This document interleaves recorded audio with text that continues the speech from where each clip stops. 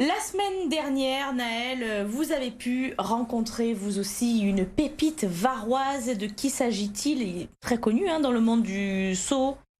Du saut À la perche. à la perche. Oui, Voilà. Lavillenie, c'est un nom qui vous dit forcément quelque chose parce que Renaud a été champion olympique et recordman du monde de la discipline, mais c'est de son frère dont on va parler aujourd'hui. Valentin Lavillenie a déménagé ici dans le Var il y a 2 ans. Ici, il se sent comme chez lui et dans les meilleures conditions pour préparer les Jeux. Sa récente coupure avec la perche, son rêve de Paris 2024, son attachement à notre département ou encore sa nouvelle paternité. Voici notre entretien. Effectivement, je suis avec Valentin Lavillenie. Bonjour Valentin. Bonjour. Ça va? Très bien, et vous? Très bien, merci. On est donc aujourd'hui là pour parler un petit peu. On est au stade Léo Lagrange, c'est là où vous vous entraînez.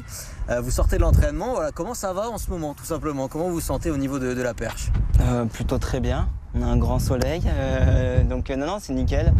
L'entraînement a repris il y a un petit mois. Je me sens bien. Ça fait 10 jours que j'ai repris la perche, donc c'était la chose que j'attendais vraiment.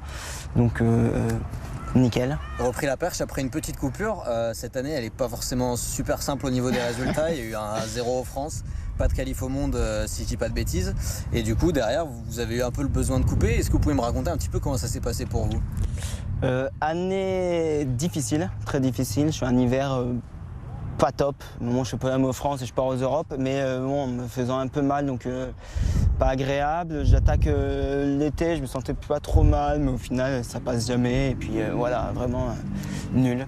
J'arrivais à rien, je prenais plus de plaisir. Enfin, c'était vraiment, je creusais le trou, quoi. J'étais déjà au fond, mais je continuais à creuser. Donc ouais, on m'a imposé une coupure, une longue coupure. Qui ont? Quasiment tout le monde en fait.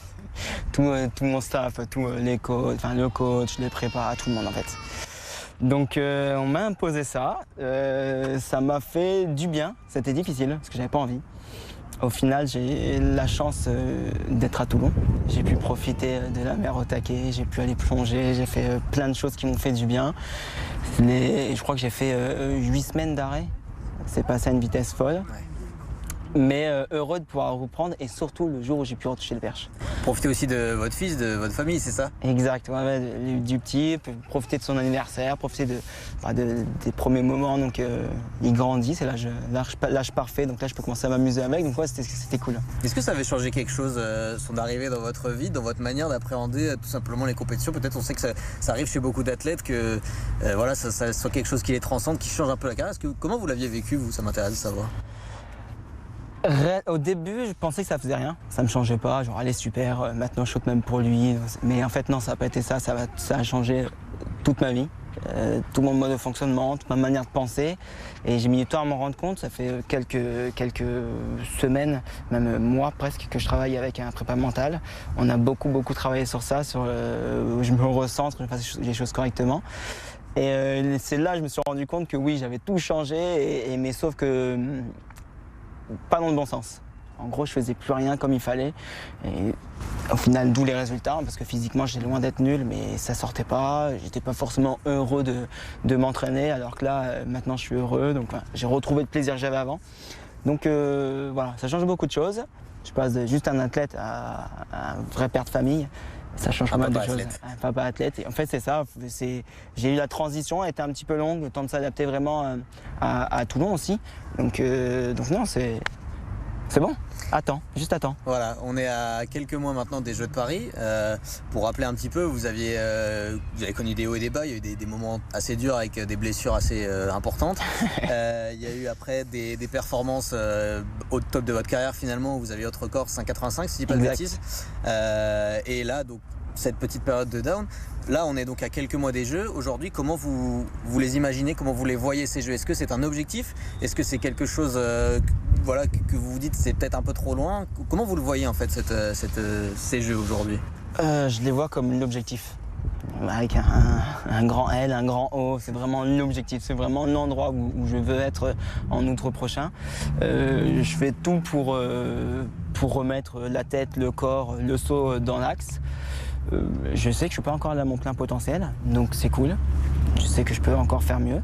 Donc non, c'est vraiment mon objectif. Et je sais que les personnes autour de moi sont dans la même vague. On veut m'amener là-bas et briller là-bas. Donc je pense que c'est génial. Je pense que voilà, je les ai déjà vécu les Jeux.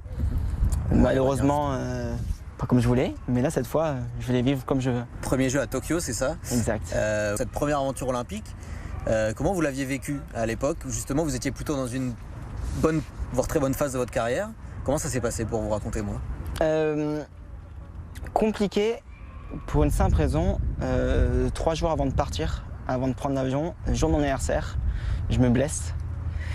Pas un truc énorme, mais je me fais une petite lésion au mollet. C'est-à-dire que les 20 jours qui ont précédé les Jeux, je me suis pas entraîné. J'ai fait de la réduc et tout, et donc je suis arrivé là-bas pas à 100% de mes moyens, parce qu'on m'avait soigné la machine, mais par contre pas préparé.